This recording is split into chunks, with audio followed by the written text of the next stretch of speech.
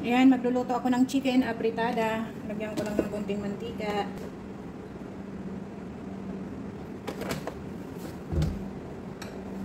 Sibuyas.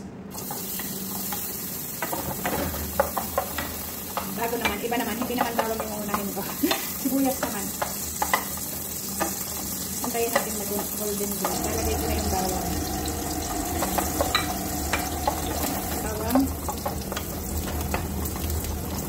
Lagay ko na yung chicken.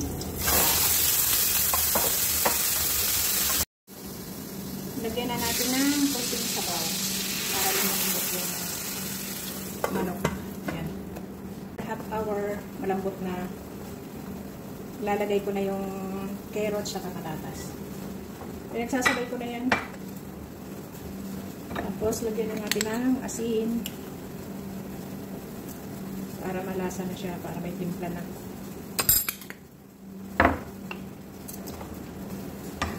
Lagay ko na din yung tomato paste.